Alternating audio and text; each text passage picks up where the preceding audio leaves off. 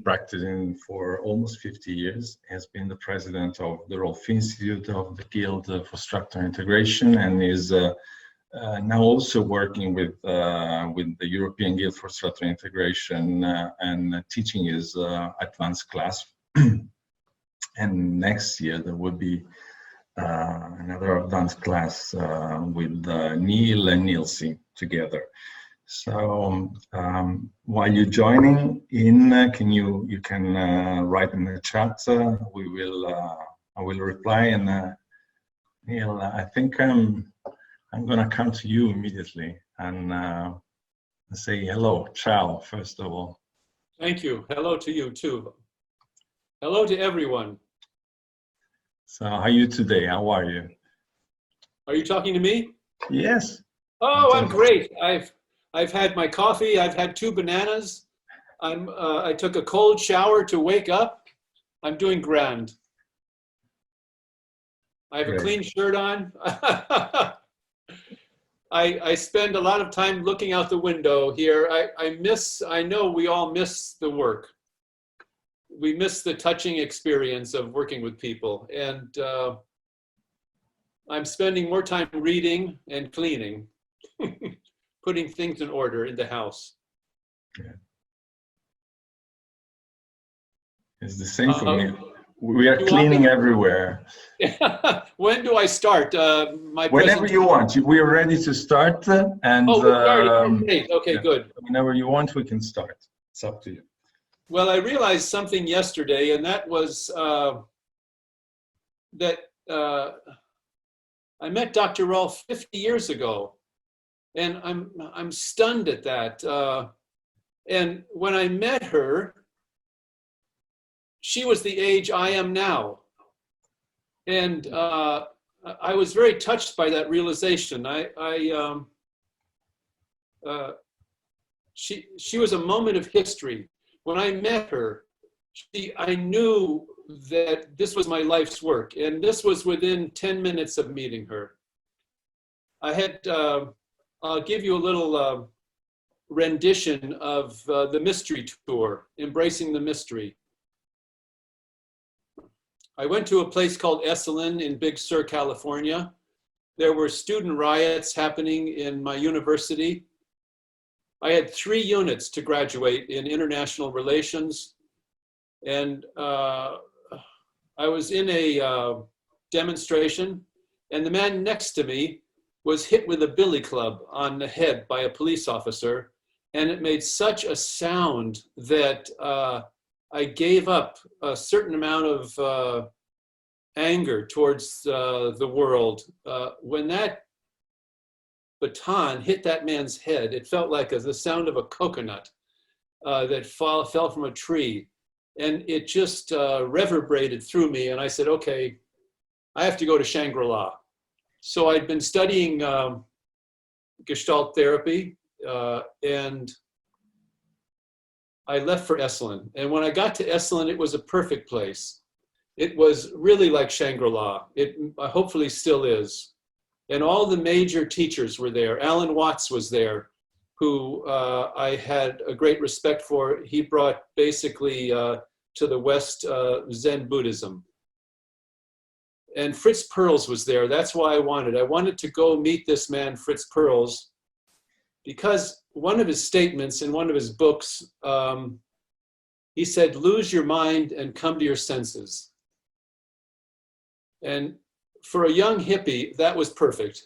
We wanted to lose our minds and come to our senses. In time, we began to realize that we needed to quiet our mind. Not so much lose it, but quiet it. And then from quieting, we learned to observe our mind, to observe thoughts. And I think that's a process we all are dealing with, especially during this time, to kind of turn the volume down on this chatter, this this distance we've created as a result of the pandemic. And I think this sense of community that you have, that we have, I think it's most important at this time. It's most important all the time. but in particularly now when we're kind of housed in our own place, I'm very touched by what you and Alish and the European community have created. I think listening to my colleagues in the prior 9 presentations, I'm very touched that we have this arena, this collection of people as the European Guild. I find it very important that we continue this growth. As you know, I've been to many, participated in lots of schools, and I find the European Guild exemplary. I really am touched by it. I honor other schools. I respect their directions. And I think, well, that's all I want to say. I just want to say I'm very proud to be affiliated with the European Guild, and I'm very proud of the Guild, it's the European Guild itself. You guys have done great, you men and women. And I think that's the first shared lesson that we have in this mystery, is that we're together and we're working together. And the mystery for me happens every day. There's a former Hasidic Jew, a Polish Jew. His name was Abraham Heschel. And Abraham Heschel said that something to the effect of wonder rather than doubt is the basis for knowledge. And that touches me. That makes me think of one of my favorite stories. What is a frontiersman in the America in the 1700s, and they asked him if he'd ever been lost in the wilderness, in the frontier, and he paused, and he said, "No, I've never been lost, but I've been bewildered for days. I've been in wonder for days, not lost, in wonderment." And I think that's a thread of our work. I think that's a thread of how we have to be with each individual. We have to have a certain amount of presentness, maybe a high degree of presentness. And I think that's one of our shared lessons when we work with our clients, that we be present. And it sounds easy and it sounds simple, but each of us knows that that's a real difficult situation when we're confronted with extraneous problems that are on our mind. So back to Esalen. So I'm there at Esalen, and I know I'm in Shangri-La, and I'm working with Fritz Perls, and I'm working with Alan Watts. I have a very cush job. I'm a cook there, which is highly revered because people like food. Peter was the baker, and Peter Melchior had just left the baking, and he was doing his work with Dr. Rolf, who was not there at the time. Stanley Kellerman was there.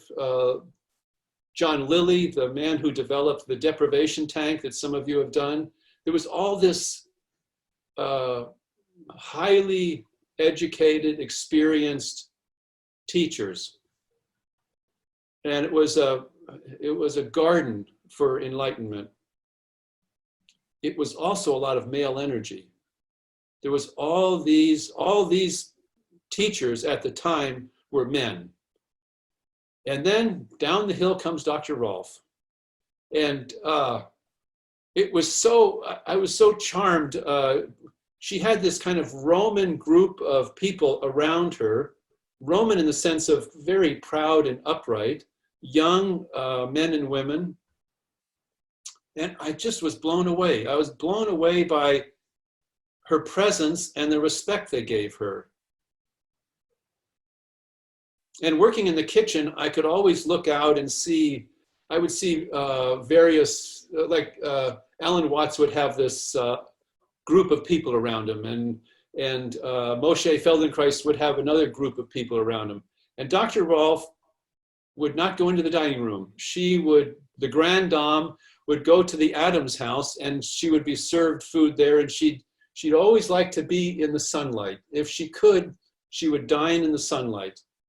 And I had the opportunity to make her meals at times, and she wanted complete solitude. I'd bring her the food, I'd place it down, and that was it. I'd have to leave. I just sensed this space. She needed space.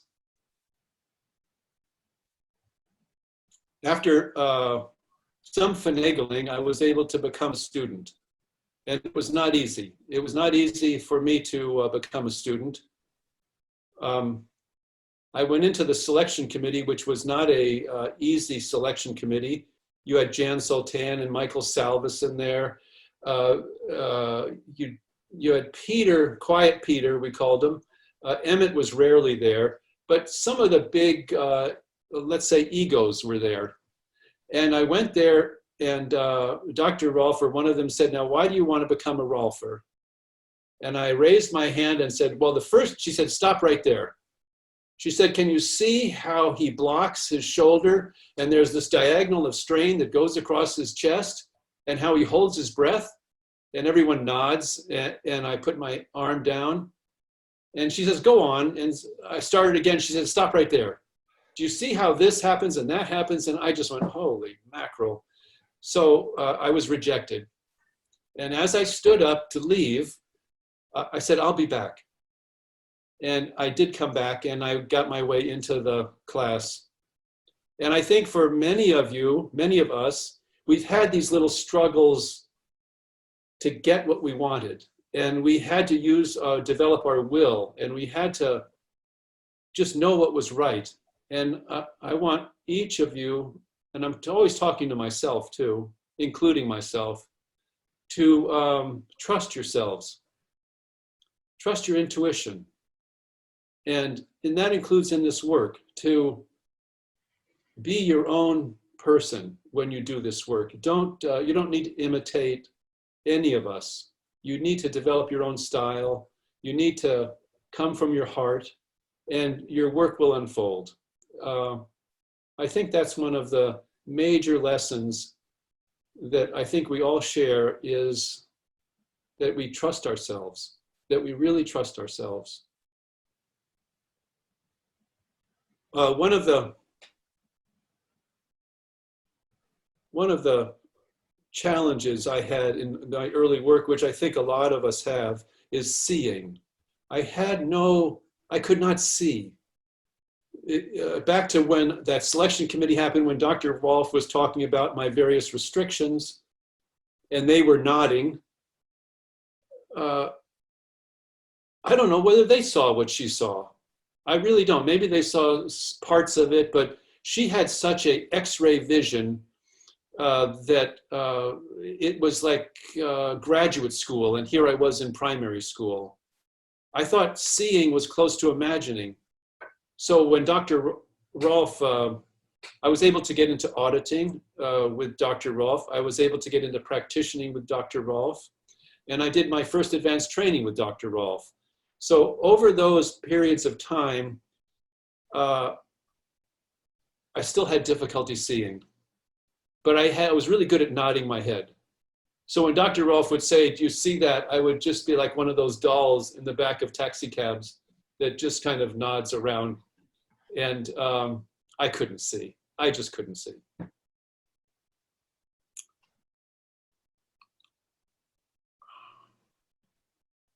I went, Dr. Rolf told me to go to a Reichian therapist. She was really enamored with Wilhelm Reich. The male frozen pelvis. She could really, that was a dynamic discussion for us from her on how the male pelvis gets frozen. And she wanted me to go for reasons I thought were for my frozen pelvis. But no, she said, you're looking too hard. You're looking too hard. So I went to one of students of Wilhelm Reich, Philip Kukurutu, And he said, you're looking like an eagle. I thought Dr. Rolfe had called him to say, work on his eyes. But no, he saw what she saw. I had this kind of eagle looking for a pigeon look. And through a series of exercises, I realized I was looking too hard. And as soon as I softened my vision, my peripheral vision opened up. And I have very acute peripheral vision. And it has to do with my softening of vision, of looking. And I think many of us have trained ourselves over time to look differently, to observe movement or lack of movement. And I think that's one of our shared lessons also, is how we look. Other people came into the Rolfe Institute at the time, and Amos Gunsberg was a rabbi, and he had a great title for his profession. If any of you need a new title, he called himself a performance coach. I thought, oh, I like that title, a performance coach. And he worked with the New York Symphony. And someone would sit there with a violin or a musical instrument, and he noticed that the fixation was their eyes. At this time, there was no digital cameras and all that. There was just film packs. And he said, most of us have our film pack, our attention, pressed against our lens, our eyes. And when he was working as a performance coach, he would tell the persons, he'd say, now just move your attention back. Let the information in. Rather than looking for it, soften your vision, soften your attention, move your awareness back. And that had a profound effect on all of us in those series of workshops, that again, we started to allow information in rather than push ourselves to receive information.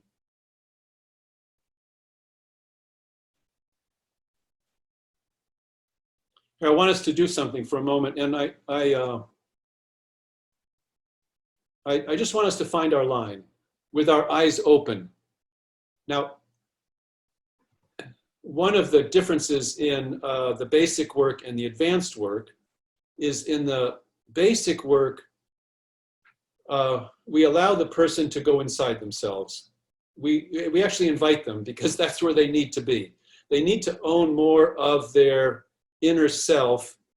And in that manner, they start to discover, hopefully, holding patterns they have.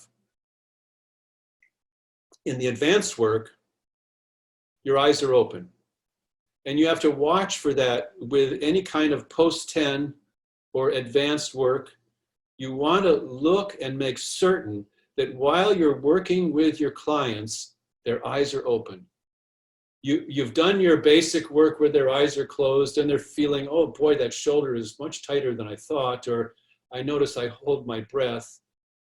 So they're inside themselves. And as the post-10 work occurs, in however style you're developing it, and the advanced work in however style you're developing it, you have their eyes open. So let's just have our eyes open and feel our line. I love looking out this window. This is where my wife sits. My wife sits here, this is our breakfast nook, and I get to see the bird feeder and the trees, and it's, I might switch places with her, although that's gonna be a little hard.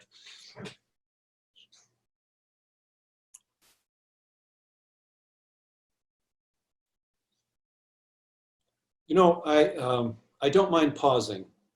I think one of the shared lessons we've learned in this work and are learning is that we need to pause. We need to not just Rolfe. We need to Rolfe, pause, Rolfe, pause. And it's in the pause that we have an opportunity to evaluate. And I believe that Dr. Rolfe used to talk about Rolfing was like a heartbeat. She would do this with her hand. And I would watch her work, and she would do this, and she would rock back like those little, like a bird kind of, those mechanical birds that dip into water and come out. She had this rhythm going. And I think one of the biggest challenges we have in this work is evaluating our results. And I want to remind myself and all of us that it's important to take the time when we're doing this work to evaluate. And however you do that, develop your own style. Whether it means sitting back for a moment, standing back for a moment, and allowing them to breathe, or having them do movement, or asking them how they feel. And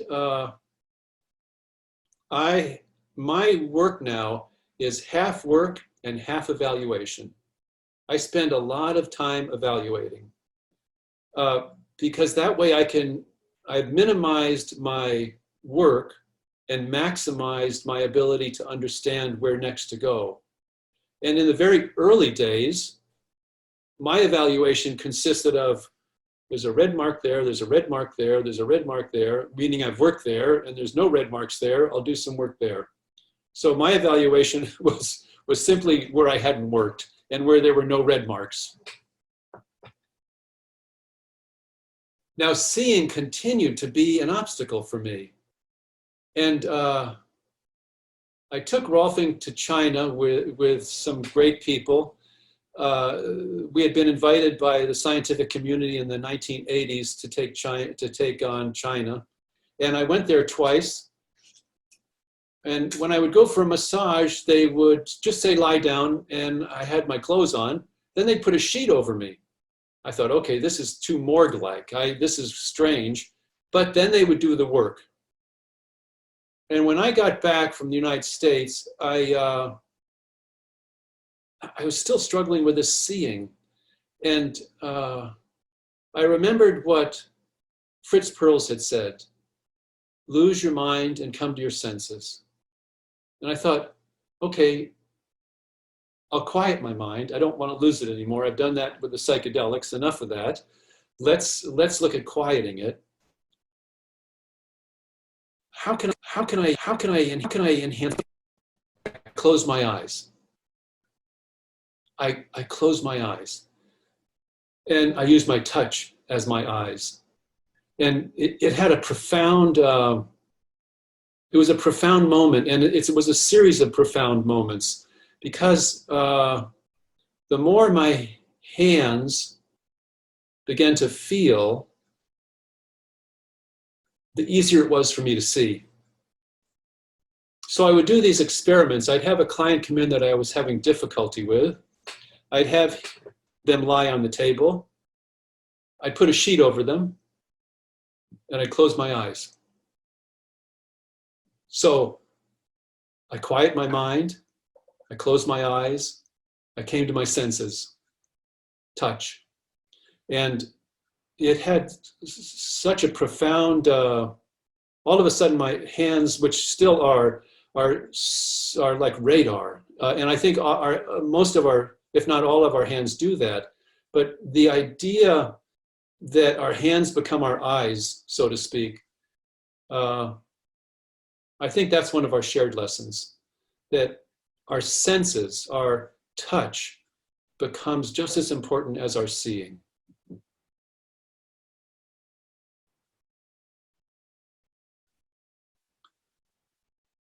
So I'm with now I'm back in San Francisco, of course, and I've started my practice. I'm jumping back a little. And one of the things Dr. Rolf said that still feels so important to me, she said, differentiality is a hallmark of maturity.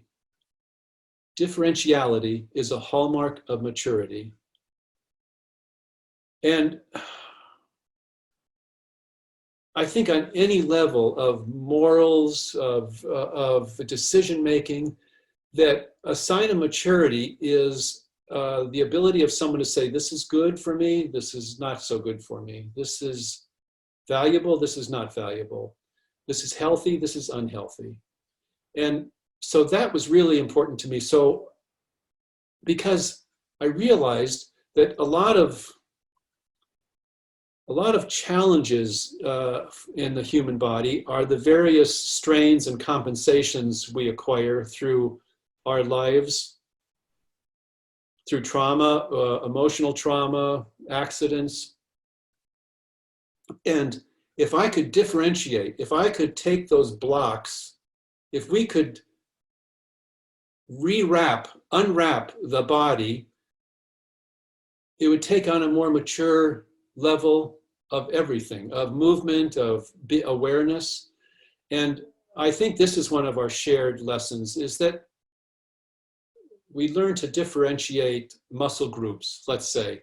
We learn to take the extrinsic body, all its wrappings, all its containers of holding, and lessen them. And I think that is a very important shared lesson of ours in this journey we share. So, Dr. Rolfe comes to San Francisco, and Neal is differentiating away, and my colleague is differentiating away. We're working in getting these bodies nice and loose. And he's as proud as a peacock. And we go to the Masonic Auditorium, which is this enormous auditorium. Thousands of people can sit in this big kind of Colosseum-like place. And there's a speaker coming on the stage. And he's very well known in the human potential movement at the time. And he's only about this big. He's that big on the stage. We're way up there. Dr. Rolfe is here. Emmett was there, but Emmett left for some reason. And my colleague is here, and I'm right next to my colleague. And he's just like this. He's just proud as a peacock sitting there, because he's coming to give a speech. He walks out on the stage, and Dr. Rolfe says, he's had too much work. And my colleague just drops like that. He just drops. And I'm shocked. I am totally shocked. She said, he's got no integration. He's had too much work. And I'm looking at myself going, wait a minute, differentiation is a hallmark of maturity. This guy's differentiated up the kazoo, and he's not mature. And it just deflated us. We were both totally shocked, but it was a lesson. It was an important lesson for hopefully my colleague, definitely for me, that we had to integrate, that we just couldn't take a body apart. We had to put it together again. And this is one of the shared mysteries we all have.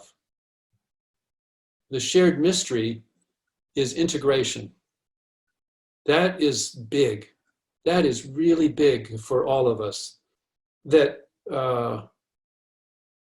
we've all refined our ability to separate, to displace, in a sense of dissolve, extrinsic strain. We're very good at that. But the major chapter in an individual's evolution and in our own well-being is, how do we integrate that body? And that is tough. That continues to be tough. This is my 47th year, and it still challenges me. Now, I don't mind the challenge because it keeps me very present.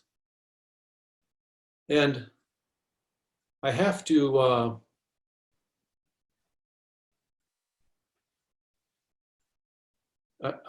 elicit from my client enough awareness that they start to gain this inner sense of who they are, so I can start to connect them better. Now, it's such a dance. Some people just say, just fix me.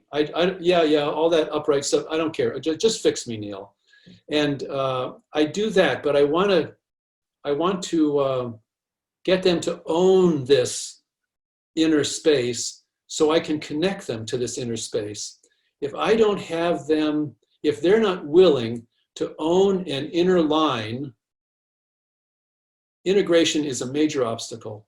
You have to have something to connect everything with. And that's getting back to this whole theme of the traditional work. We have to remember in ourselves, and we have to encourage our clients to have that sense of up. We have to, I'm talking to myself now because I'm including myself because it's not one of my strengths. It's an area that I need to strengthen more, and that is to elicit an awareness in my clients so I can relate them better to that inner space, the line. Now, the line has taken on a lot of different characteristics for me. When we first were introduced to that concept by Dr. Rolfe, she would say, top of the head up, waistline back. Top of the head up, waistline back. Well, I took it to the extreme. I took it like I had a telephone pole or a stick up my butt right through the top of my head. So my line had very little movement to it. I definitely had a sense of up, but it was a holding up. And then over time, through my yoga practice, I started to realize that my line doesn't need to be so hard, that it could be softer. And then it became more of a beam of light. And it's now more of a beam of light, if you could call it that. I call it that. I feel it that way. Than this hard structure that I first thought it was. I'm reminding of what Emmett said. Emmett used to say, make your head taller than your face. And I really enjoyed that because a lot of people think this is up because their eyes are set in their head this way. And even if you say top of the head up or see if you can drop your chin, they do that. And their eyes say, this is the way we're going to look out at the world. So but when Emmett said, make your head taller than your face, that gave me another kind of way of talking to my clients about how to be upright, how to feel that line.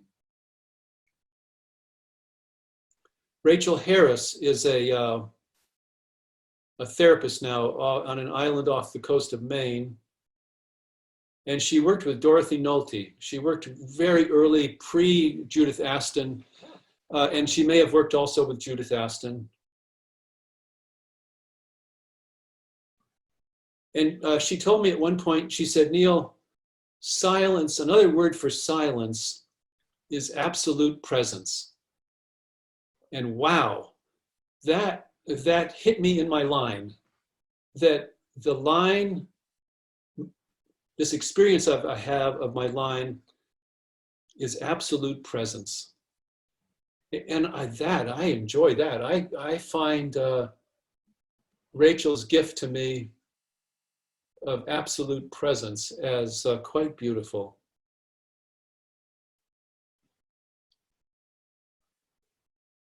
Now, there's another aspect to our shared learning. I'm just assuming this is our shared learning.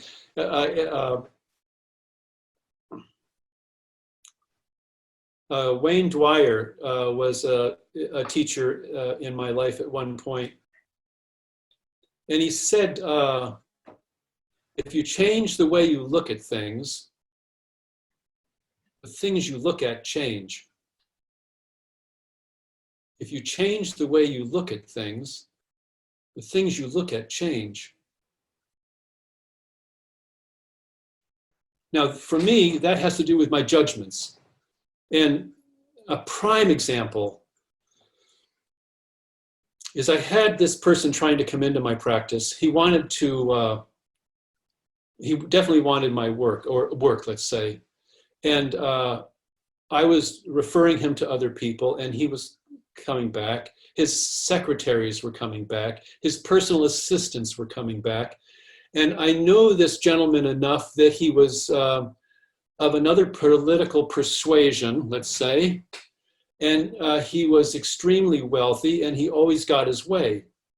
And or he often got his way. And my relationship of knowing him was close to the term hate. It was close to the term of dislike. And I would just keep saying, I'm sorry, I'm so booked, I'm traveling. Here, try this person. And anyway, he pushed and I surrendered. And for the first few sessions, we hardly talked. My judgment of him gave asshole a bad name. I just had a distaste for this guy. But as I worked with him, something inside me softened. And I thought of this statement by Wayne Dwyer: if you change the way you look at things, the things you look at change. So prior to that session, the last session with him, when I had this judgment going, I heard him down the hall talking about writing a paper about the 1% of the 1%. I thought, wow, the richest of the richest of the richest of the richest of the richest. And he wants to talk about that. I thought, I'm going to finish this guy off. I'm getting rid of this guy. So Wayne Dwyer comes to my consciousness. I go, I'm just going to love this guy. I'm going to erase my judgments. I'm just going to love this guy. And I don't mean kissy kissy, of course. I just mean I'm going to come from my heart rather than my judgment. And there was a major shift in our relationship. At that moment, moments later, he looks up, and for the first time in 3 sessions, he says, have you seen any good movies? And I looked at him and I was like, well, yeah, I just saw a really good movie. And we started to talk about personal experiences. And this gentleman, I know I'm a contributor to his change. He's now met with the Dalai Lama twice. He does all kinds of community work that it touches me deeply. And I think, well, I feel definitely that less judgment, the better we are as human beings. And I think that's a shared lesson we need to be aware of.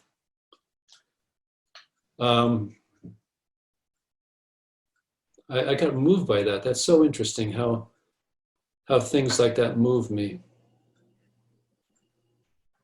Let me see, is there anything else I want to talk about? Oh, intention. This is like Emmett would say it in class, and I'd go, what's a nice word? And I'd go do my work, and Dr. Rolfe would talk about it. Dr. Rolfe would say, what's the most powerful tool you have available? And of course, we'd say gravity, and she'd go, no. 10 sessions, no. We'd all give up, and she'd say, suggestion. The power of suggestion. She'd say, use it wisely. And if you listen to her tapes, if you watch her videos, she'll say, now, doesn't that feel better? Now, doesn't that feel lighter? Now, do you notice how your breath is more fuller? I mean, these are observations she would see and then pose as a question because she knew from what she saw and felt that there were changes. And I think the word suggestion, I think the inside word is intention. That's part of creating that change. And you want to, I want to have the intention when I'm working, am I differentiating or am I integrating? Am I differentiating or am I integrating? Am I working extrinsic or am I working in connecting intrinsics to extrinsics? And I just think holding a position of intention is a valuable tool. It's valuable for me, and I think many of you know what I'm talking about as far as intention goes. A few more things, and then I'll open for questions. The seeing, I had such a, now I observe. Instead of seeing, I do these quick photographs of people. They're walking, they're talking, they're gesticulating in the way they do, and I'm just looking. Oh, they're using their right arm a lot, hand. I mean, we all see this. So I take these photographs, I call them, of people, and then I just put them in the back of my mind or wherever I put them, and I start to collect this data, this information. And I don't really have to remember it, I think. I think it just comes forth over time. But I started to learn that there's qualities, and I'm just talking to the choir here, there's qualities of strain that we all are aware of. And I'm just going to go through them quickly, so if I forget something, correct me. But the biggest thing about structural strain is it doesn't move. It's like a block of ice. And it not only doesn't move, it has a weight to it. Strain is heavy. If you come home and you open the front door and the air is heavy, or no one's saying hi, you know, uh-oh, when there's strain in any organization, it has a heaviness to it. Any organization, including the human body. And it doesn't move. It's got this dark, heavy weight to it. It doesn't have to be dark, by the way, but that's the first word I came up with. So the other thing about strain, and by the way, I'm differentiating between stress and strain. Stress is an outside force. Strain is an internal response to stress. So I'm talking about strain in our system.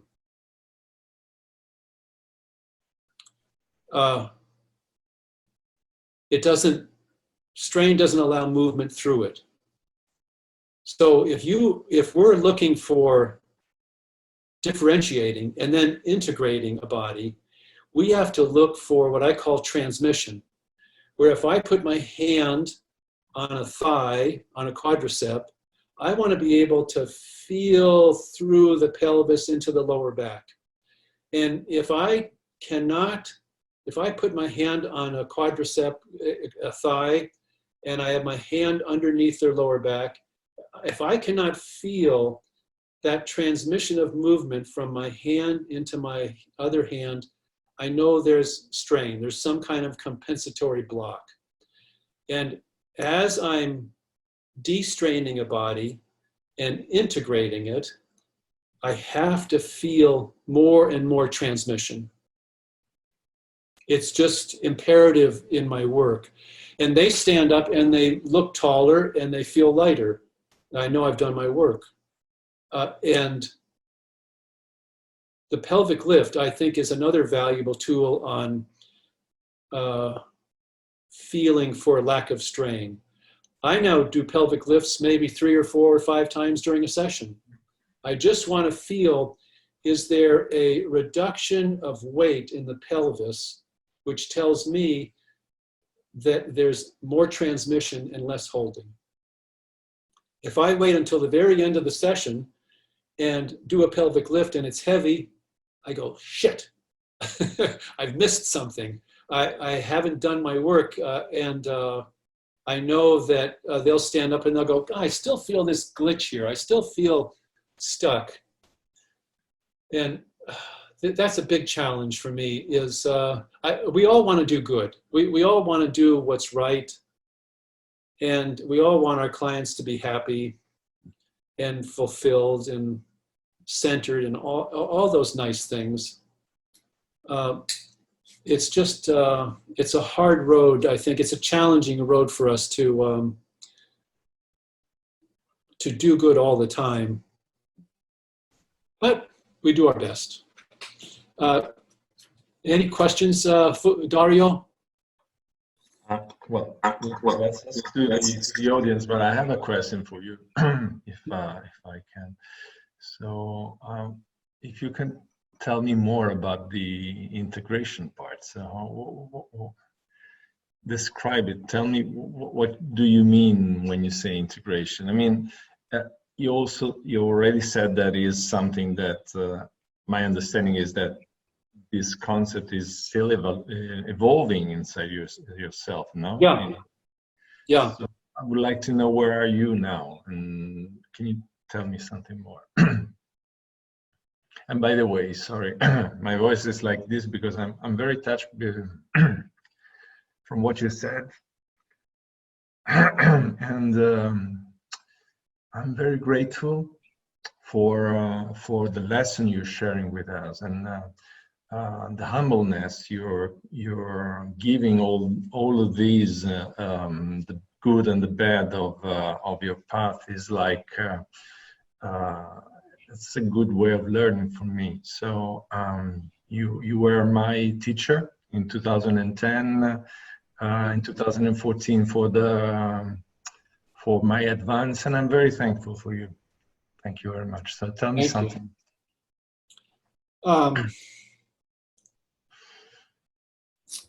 I think here's what I want to see. When I have felt like when I feel like I'm doing my integrating work, first of all, what's most important is asking for movement. If you want to if I want to work towards learning more about integration, I have to ask for movement. Now, that's not one of my strengths. That's another area that I need to strengthen. It's another area that, okay, here's a confession. I'm an extrinsic guy. I love to do. I can be sick with the flu and I'm vacuuming the floor. I could be injured and I'll find something to do that involves extrinsic activity. So I'm not a beer. I'm more of a doer. And I remember at one point I rose my hand and I said, Dr. Rolf, I don't understand shoulders. And if you look at a lot of her photographs, she has this hand. She puts her hand here. And when she drops her hand, you sit back because you know something's coming. So she was like this, and she drops her hand, and I go, oh. And she says, would everyone just look at Neal's shoulders? Just look at those shoulders. Can you see why he doesn't understand shoulders? And of course, all the little heads are nodding. And I'm like going, well, that's not an answer for me. But it was an answer. The answer was, hey, get out of your shoulders, get more into your whole body. And so integration is how do you get the doing and the being of that person more in line. Ooh, what a great way of putting it. More in line. And here's what I want to do. If I'm trying to study where I need to work as I'm putting this body together. Now, Dr. Rolf used to say, get all the hinges as horizontal as possible. Well, I kind of stumble with that one. I can get a good part of those more horizontal, but it's not the ownership. I want to get the person to own the integration. And that's really hard for me to do still. So I want to feel the least amount of extrinsic movement when I ask for movement. If I say knee forward, I want the knee to start to move rather than the quadriceps to grab or the ankle to grab. And one of my biggest lessons in this was in a class with Adam Polanski. Adam was giving a demo on movement. And this was still one of the most powerful lessons I've had. And he was talking about toes up, foot up, toes up, foot up, toes up, foot down, that very first second hour work we did. And he was teaching the individual, when they move their toes up, can they feel the movement through their knee? Can they feel their movement into their hip? Can they feel the movement into their back? And then with the foot up, the same thing. And, oh, you're raising your knee a little too much. See if you can do that toes up, foot up. And as he guided this person, without putting his hands on them that much, without doing the manipulation, he was able to educate them to move less extrinsically and more intrinsically. And that was such a great gift to me. And I'm forever grateful for Adam giving me that little lesson as we sat in class. So integration.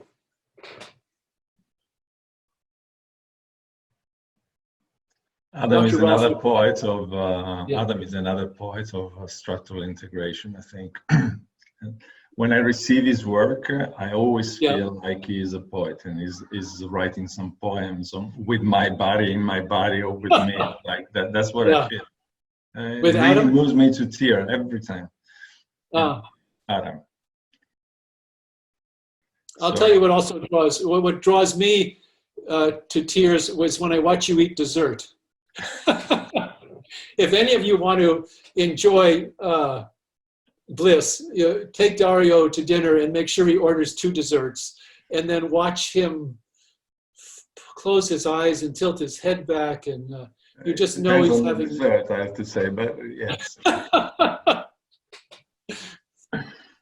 Okay, so we have integration. It really has to do with ownership. I mean, a major part of our own evolution of integration is practice. We have to practice being our inner selves. And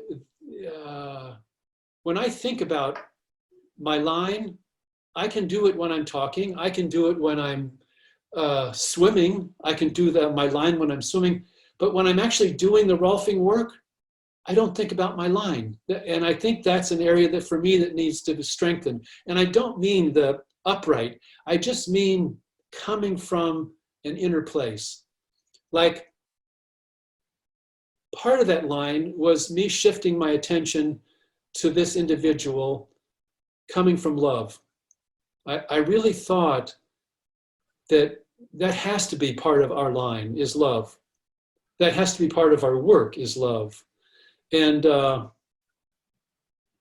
when I do my practice now, one of my delights is I try and make as much space for this person's heart as I can. I'm always, and this is brand new. One of my clients is a shaman. And she said, Neal, the biggest thing I notice is darkness behind people's hearts. And I was like, darkness behind the heart? She says she sees it a lot in people. First of all, I never thought of space behind the heart. And so this is just one of my little things. And that is I'm working with making space around people's hearts.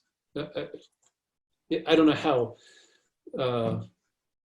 woo-woo that sounds, but it's just my intention. My intention is to make space for their hearts, particularly the back of their hearts. I never had that thought until this teacher shared it with me during one of her sessions. So integration is still a wide open field. And I think it has a lot to do with the individual owning it, and it has a lot to do with us owning our space, this absolute presence that Rachel Harris talked about.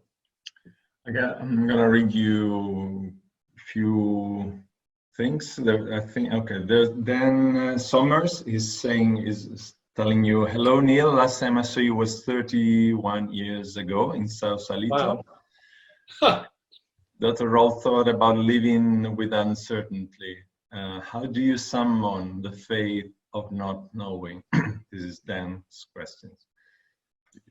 Boy, I thrive on unknowing. The thing about wonderment, the thing about doubt is it puts us present. It keeps us in the present. And when I am in the present moment, I don't mind not knowing what I'm going to do. I don't, it just, your tiptoes are on the cliff. And there's this vast space of unknowing. And I'm so much more comfortable in it now. Here's a quick example. I wanted to become a better Rolfer. So I went to Dr. Rolf, and I thought I would be a good psychologist because there's good business in that. You can make more money, and I'd be a better person. So I went to Dr. Rolf, and I unfortunately got in front of the class, and I handed her this sheet of paper, which was an application for supporting me to become a therapist. And she shook it in front of my face, or it felt like it. And she said, Neal, I just want you to do this work for 5 years. Just 5 years. Don't do anything else. Just do the work for 5 years. And I was like, oh. And I was floored. And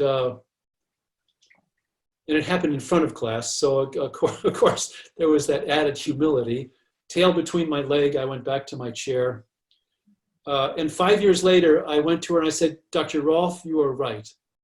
I've been doing this for 5 years, and and I didn't have the sheet of paper for the application, but I said, you're absolutely right. I just need to do this work. And she said, and 5 more, and 5 more, and 5 more. And I went, dang, she got me. And the tendency, I think, in the beginning is to understand something, we want to get better at it. So we bring in more modalities. We bring in more ideas to be a better person, to be a better practitioner. And what I've learned over time is, as Dr. Rolf used to say, roll up your sleeves and go to work. Just do the work. Just do the work. And she would almost with a smirk, say, many of you will leave this work. Many of you will go off and develop your own style, but you'll be back. And I love that little grin she had when she said, but you'll be back. And coming back has to do with the line, with organizing the body, with de-straining it and then organizing it. I don't know if I answered that question, but well, Dan said, wrote, "You are a beautiful man, Neal." So I think. Oh, I might have answered the question. Yes, I think so. So there's a question from David. He's asking, could you speak about either Rolf statement that is, consign your body to gravity? Never heard this one. I haven't heard either. Consign your body to gravity. Mm-hmm. No, I can't answer that one. By the way, I love not to know. I think part of bewilderment is not knowing. I mean, obviously. And if I have a question that a practitioner asks me, and I don't know it, I just say I don't know. I'm not going to make anything up, but consign oneself to, no, I don't know that one, nor do I remember hearing it, but that doesn't mean it didn't happen. So Lucy, she's asking if yoga is, your yoga practice is part of your personal learning about the integration you're talking about? Yes. Yeah. I have a daily practice, but it's a daily homeopathic practice. I've actually boiled down yoga to 35 minutes instead of the hour and a half that was a near-death experience in classes for me. I do enjoy yoga. I do enjoy yoga. I find it very centering. And when Dara, by the way, she's one of my best teachers, my wife. When Dara is finding hotels for me when I teach, that's one of her questions, is how big is the space? Is the space big enough for Neal to do his yoga? she always wants to find that for me. No, I don't know what that statement is about consign yourself to gravity. But maybe it means to be aware of gravity. So there's another question from Mladen. I need to change glasses, guys. So dear Neal, as you spoke about change, which can also relate to by dynamic of differentiation and integration, can you perhaps say anything that may have come to you about how work changed in your scope in terms of how people and society changed? And he said, I mean, if you see the same oscillating dynamic within the state of the art in the world, I don't know if you got this. It's sorry for me. Mladen, do you want to maybe raise your hand and open your microphone while so you can explain better this question? Paula, she's thanking you. Neal? I wasn't clear about what Mladen had said. Yeah, that's why I'm asking Mladen if he can raise his hand. I can activate his microphone and he can ask the question again. Mladen, okay, here it is. Mladen, you can unmute. Okay, I think you can talk now, Mladen. Yeah. Hi. Hi, Neal. Nice to see you. I'm just going to. Nice to see you. Nice to hear you. Yay. So my question was just in the terms of change that you mentioned. It was very, very wonderful. We observe change pretty much to the process of differentiation and then integration. And the 10th session is again session 1. And in those terms, I wondered, through your experience, since you've been talking about 47 years of your practice and the art that you perform in, which you have experienced with change as well.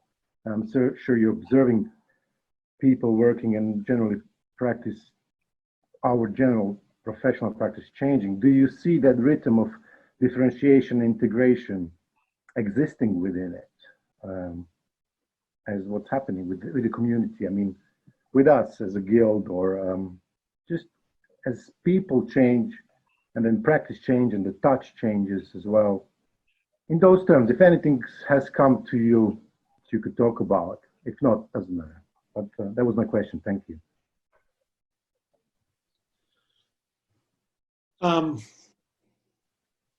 No, I don't. What we'll start to do, Milan, you write to me and I'll write you back. And I need more. I don't have enough clarity in my awareness to answer that question. You know, on this planet right now, let's just talk about the planet. There's less bridges between communities and individuals, and there's more walls. And it just shakes me to my core to see that countries are building walls instead of bridges, and it breaks my heart to experience what's going on this planet right now. Instead of building bridges of community, I don't know. It's one of the reasons why I like the guild, this European guild. You're building bridges. You're inviting outside inside, and I think as you do that, we are developing the strength of inside to outside. There's just this beauty I see in the European Guild that I miss in the world planet itself right now. Things change. Going back to this transition, differentiation and integration, and you were talking about the pose. So it's like, you know, for me, structure integration. Also, Fulvio was talking about this. There is a lot of rhythm within this process, and the rhythm is made of notes, sound, and poses. So you need both to make a rhythm. And I also remember that Sharon Wheeler used to say that every single tissue in the body has got its own rhythm. Yeah. So if you find the speed, if you find the angle and the rhythm, you can change it. So actually, you need to do differentiation, but then you have to hold on and wait for that something to happen in the body. And that's something that happened in a session. Then you have to wait. After you finish your 10 series, for example, you have to wait for another moment to go on. I'm thinking Mladen probably is sort of talking about this this rhythm between doing and posing and then integrating or something like that. I mean, that's the way I'm reading the question, but I don't know if I'm right. Well, thank you for answering it, though. But there is that. What I've learned is that there's, first of all, many of you know I'm very much into swimming and in the water. That there's waves in the body, where before, in the very beginning, I would just work heavy on an area, but I'd miss so many opportunities because there's this give and take to tissue. And it does involve, as you said, pausing, and then it gives, or then it doesn't, it just totally stops, and then I go somewhere else, we all go somewhere else. But the idea is the unwrapping, the opening up has a rhythm to it all itself, and it's so independent in the day. I can have a client, we all have clients where we get great change, and the next time there's very little change or very little acceptance of change. It keeps us very present in this work, and that's all I can say about that. Is that tissue, it's like a dance. There's a wave-like dance to moving tissue, and there's a wave-like acceptance of tissue accepting change. It just you just follow I follow the tissue. I used to push the tissue. I tell my practitioner colleagues, don't push the river. And in other words, follow the river of movement. And now I'm thinking, be the river. When you do the work, be the river. It's where you just get into movement. It's a dance. It's a total dance. It's become a dance. That's it. Yeah. Well, I want to close again by saying for everyone to stay in touch with each other. And this community, the European Guild, it's right up there as far as I'm concerned. You guys are doing, your men and women are doing great. And I want to say something that Bert Schmidt had spoken of, and Fulvio had mentioned, and Neal had mentioned, this whole idea about the more you're aware of your inner space, you enhance outer space, the space outside you. And it has, when Fulvio was talking about the vaulted ceiling of a church, and when Bert was talking about you just become more aware of out space when you start to own in space. That's my own words for what he said. I was very touched by that. And Neal said the same thing. Neal referred to the collective energy of teaching in a classroom. When you're teaching, there's that energy that's promulgated, that's developed from a classroom, which is why it's so good to do workshops, folks. That there's this love energy that creates miracles in workshops and classes. So thank you all for being part of this webinar and connected to all of us. I really appreciate each of you. Thank you. Yeah. So thank you, Neal, for being with us. We're closing now, and I want just to remind you all that on Thursday we're going to have our panel. Neal is going to be with us again, and we're Bert Smith, Adam Polanski, Fulvio Faudella, Nilsi Silveira, Ale, who I missed, probably, sorry guys, Bert, someone else, probably, yeah, David Davis for sure, are going to be with us. So if you are already enrolled in this, you will have the same link to connect. Thank you, Neal. Thank you very much. Listen. Ciao. Ciao a tutti, thank you. Bye.